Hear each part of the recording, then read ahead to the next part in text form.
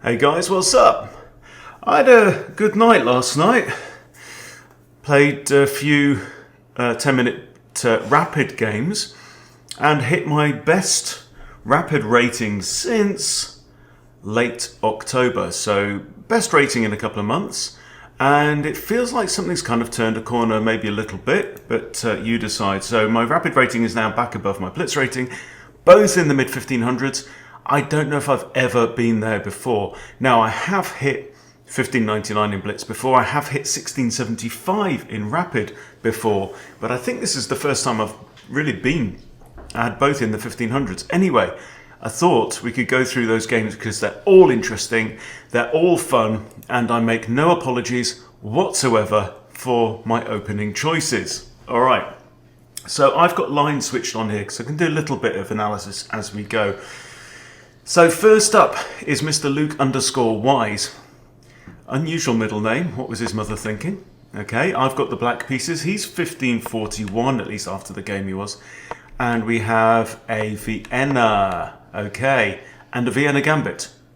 So, if you are a player who plays knight f6 against the Vienna, you're going to face this a lot. And you have to know the move d5. Okay, so I'm expecting that we're going to have takes, and queen f3. This is the Paulson variation, or Paulson attack. It's very fashionable. Okay, and takes, and out comes the queen. Okay, so again, I still need to look into this c5 line, but I play this knight c6.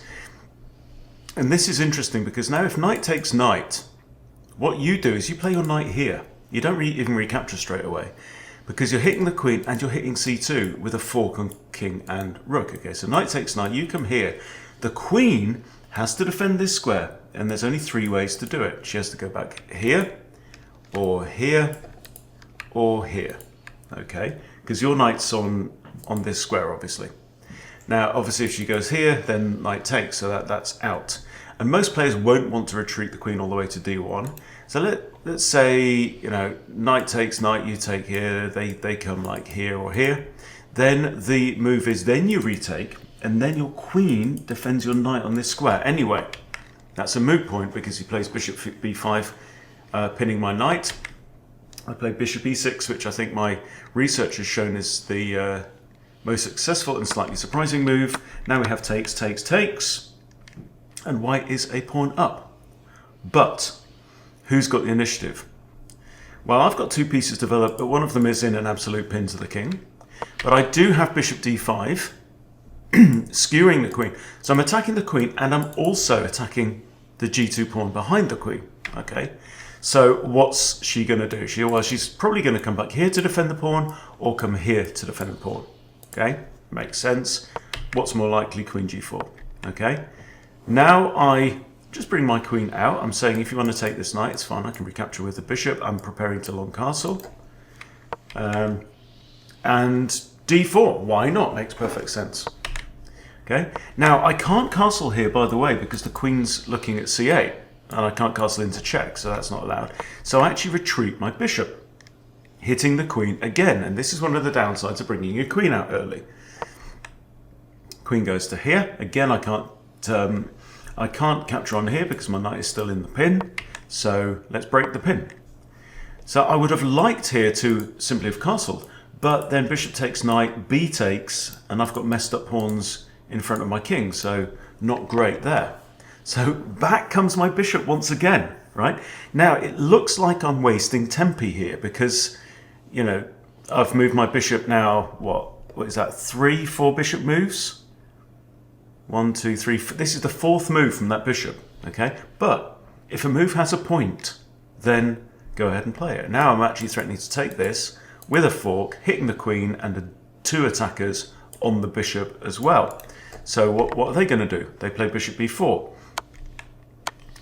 So here, I guess that might have been a move actually.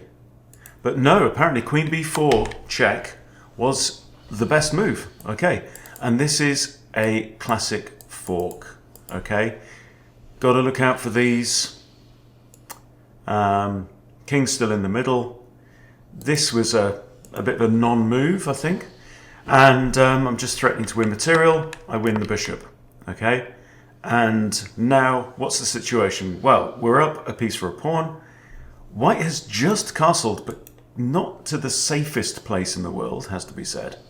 Okay, so I long castle as well. Why not just consolidate? White now gets all aggro on me and decides to push my knight. My knight flips around to a5. My knight is threatening to come here with ideas of queen takes b2 as well. That would be checkmate. Knight comes around, in goes the knight. Okay, now he's got a problem. He's got to defend b2. What's he going to do? Pushes b3. But, oh no, what would you play here as black? Yeah, find the best move. Bishop a3 check. Suddenly it's boom, batter, boom. Okay, the king can't stay there, he can't go there, he can't go there because of the knight. There's only two moves. Right? King goes to here. What would you play here as black? Well, guess what? It's our old friend, the light squared bishop of doom. Right? There's only, well, 3 legal moves here. I mean, you can block with the queen, you can block with the rook, okay? Or you can stick the king in the corner. He decides to stick the king in the corner, and then the finishing move, bishop b2, is checkmate. Mwah. That was a beautiful game, huh? Looked like nothing was happening for a bit. And that's beating a 1540 in a 10-minute rapid game. Okay, and that raised me up. I'm not going to start singing, don't worry, it's fine. Game number 2, let's go. I've got the black pieces again. My opponent is XK Poff from France. Poff means teacher, inni. Alright, let's see what happens. Oh, we get d4. Now, I know, there's been all this talk about playing nice grown-up openings, but I like those games, right? I like the gambits because it imbalances the game. It puts the pressure on the player who's playing the gambit to develop quickly, get attacking. I like that kind of thing. I enjoy it. It's a game, for God's sake. So, I'm going to stick with my repertoire for now because, anyway, openings don't decide games. They do not decide games, as we're going to see. Okay, so wait for game number 3. So, of course, I played the Englund gambit, the Charlik. Okay. Now, do? Yes, I get cheeky here. Look at the clock, right? 9:59. Okay. So what you do is you bang out e5. You can almost pre-move e5. The only move that you can't play it against is one knight f3, the reti. But against anything else, against d4 and d4, you can just be ready to drop that pawn as soon as white plays. So they take, so 9:59, and now I take 10 seconds, almost as though to suggest to my opponent, oh no, I didn't mean to pre-move e5, I thought you were going to play e4, right? So I wait for 10 seconds. This is mind games, right? Computers don't understand this nonsense. And then I play d6, thinking, now I just don't know what to do. I'm not an Englund gambit player, obviously. I've never played it before in my life. It was a mouse slip. Ha ha ha. Okay, takes. Bishop takes. Boom. Okay, now we're both on 9:50. Out comes his knight. When the queen's knight comes out first in the Charlik, you play your knight out. It stops the knight from coming to this square, and technically this square as well. But this square is annoying because normally we want to put our queen here, bring our bishop out so that we can play knight out. We can long castle, get our rook onto the open d file. Okay, that's idea number 1 in the Charlik. Bishop comes out, pins the knight. I'm like, okay, what have you got? Bishop takes, queen takes. Okay, now I've achieved one step. I wanted to put my queen here, but you know, f6 is fine. Kind of does walk into this, maybe. But we have knight e4 instead. Okay, now what do we do? It's a fork. Okay, so I had to think, nearly 30 seconds, and I decided to take the pawn on b2. I thought, why not? Because this does, and now this interestingly takes us into kind of more normal Englund gambit territory, where we've got this kind of wayward attack going on down the queen side. Normally their knight's out here, their bishops come out here, right? That bishop's gone. So what's white going to do here? Well, he takes. Now, do I take back straight away? I can do. I also thought about this move as well, Because here, this is a problem, because really the only legal move here is queen there, right? It's the only way out of check. And then I can take the rook, kind of thing. But I figured that's still on. Okay, I decide to take the knight, which is actually the correct move here. Oh no. I'm in check. I'm in check, so this isn't on. Okay, yeah, you probably saw that. You know, I'm a little slower than you are. So I take the knight, get out of check. Okay, pawn up now. I don't think that's a great move. Yeah, it costs him half a pawn if I find queen c3 check, which I do. And now this is the same problem. The queen can't block because the queen's the only defender of the rook. Yeah. So the king moves. And now I'm thinking, right, okay. Now I'm not going to finish this job using only a queen. That doesn't work. Material is also equal. I also have an isolated pawn here, but white has an isolated pawn there and there as well. So I want to get my junk out into the board. I'm thinking this light square bishop surely is going to have a role to play. But I decide here to give up this pawn because actually this queen can't take this pawn because again the queen's the only defender of the rook. So I thought let's get castled and then we can think about maybe rook e8. Certainly get the bishop out, seeing as the king and queen are both on light squares. This just doesn't work because of f3, so that's not going to work. White plays pawn h3 anyway, as though to prevent that. Again, just a little bit too conservative, I think. Bishop comes out to e6 now. Okay, clearly the idea is going to be bishop c4 check. King can't go there, there. What can the, you know, what's going to happen? The king's going to be flushed out into the board, and he brings his knight out. Okay, so now bishop c4 check is the only move really for black. And that's the end of the game, quite simply, because that knight has just shut off the king's actually only escape square, which again was to break cover and run out into the middle of the board. But here, there's only one legal move, which is queen d3.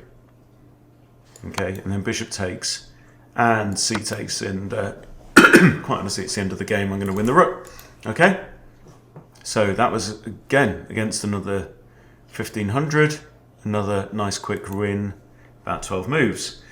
Okay, game number 3. My opponent is rated about 1631, I think, at the start of this game. Quick Bussy from Deutschland. And let's see what we get. We get e4, e5, knight f3, knight c6. We get an Italian. Okay, now I know, right? It's flip-flop. It's a day. What day is it? Friday. It's flip-flopping Friday. I said the other day, you know, I'm not going to keep playing the Russo because the Russo's unsound because it depends what you get. But I play the Russo, right? Because my goal is to get to 2000. You can get to 2000 playing the Russo. Okay? Now, if we play d3, I can still go into the Lucchini. The Lucchini is, again, it's unsound, but it's double-edged, right? And by the way, if you look on the players database on Lichess, and it says that white wins 57% of the time from a particular position, right? That doesn't mean you've lost.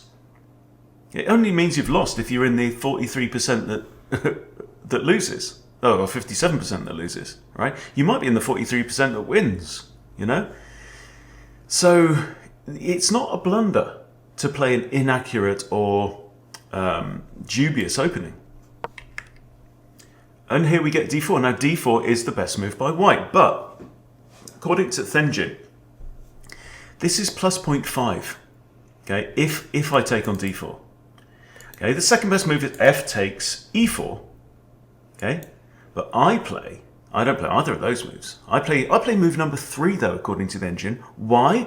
Because I've researched it, and I want to put my opponent off his guard. I play the move queen e7.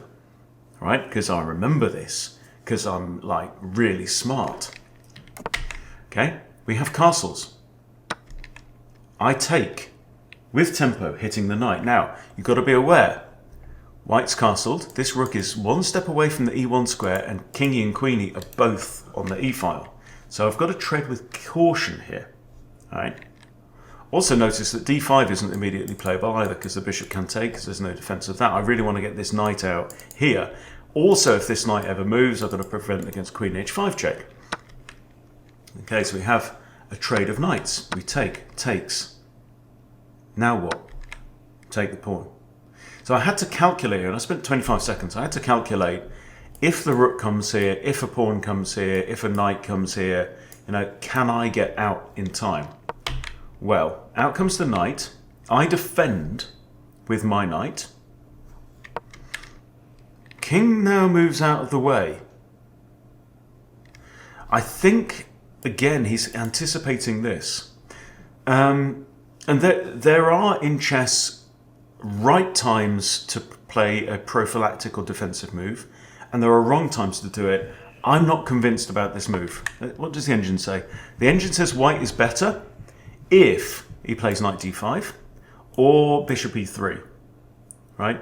Knight takes e4 is playable, but that's now equal for black. Now, after king here, it's 0.77 if I play the right move, which is actually pawn to c6. This is not what we play. I play bishop d6. Why am I playing bishop d6? Well, there's some psychology here as well. I want to put pressure on my opponent. Now, am I expecting to checkmate my opponent on the next move? No. I'm expecting him to push g3, for example. He could technically also push f4, defended by bishop and rook as well. But the point is, I want him to concede something. And not only concede something positionally, but psychologically. Okay. Now, we have g3. And as soon as you see this, you have to be thinking, okay, have I got a light squared bishop, right? Because the light squares are now weak. Why are they weak? Because there's lines of sight towards the king, towards the rook. We could have a bishop and a queen getting in there with checkmate. We could have a pawn and a queen getting in there with checkmate, for example, things like that.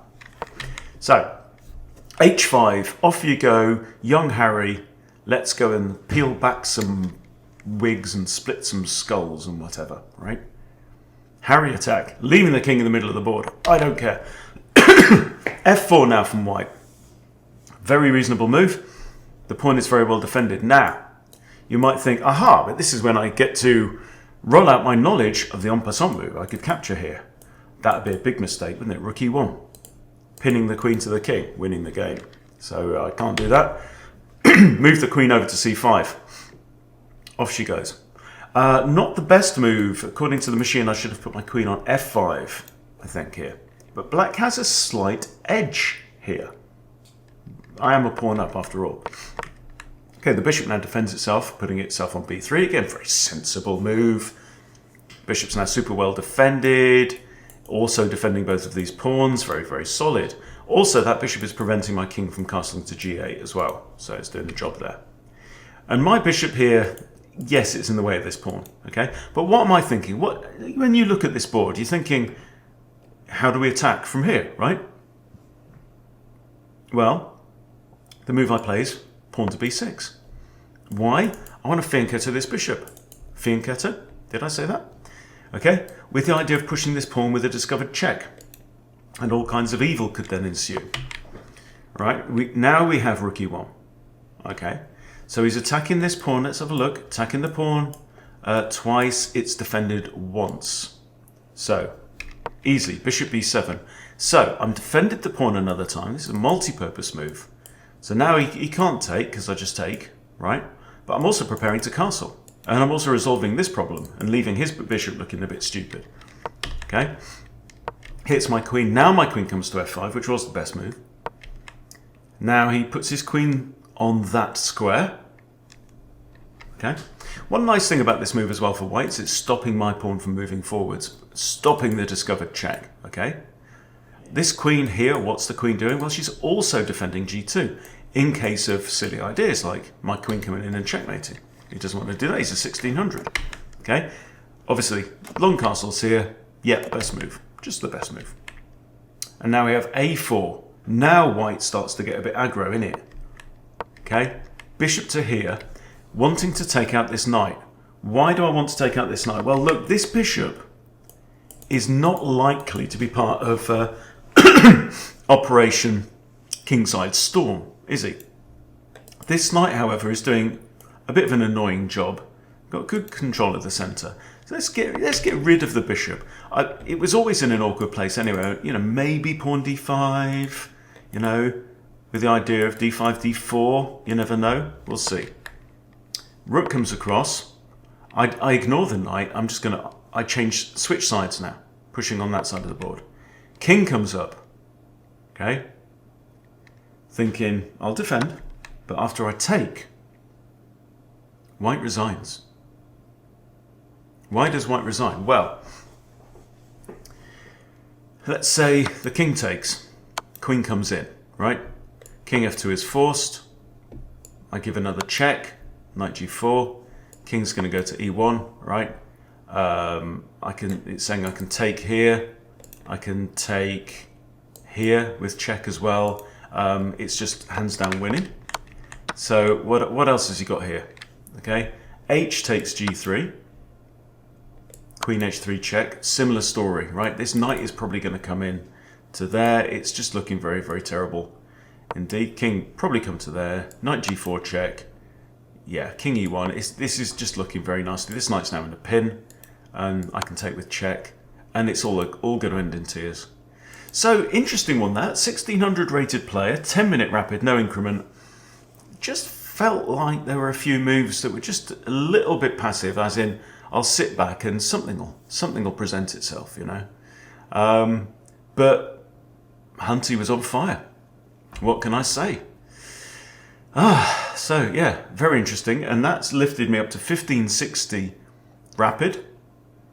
And what's really satisfying about that is it feels like I did it in my style. So thought you'd enjoy those. Hope you did. Thank you for watching, and I'll see you soon.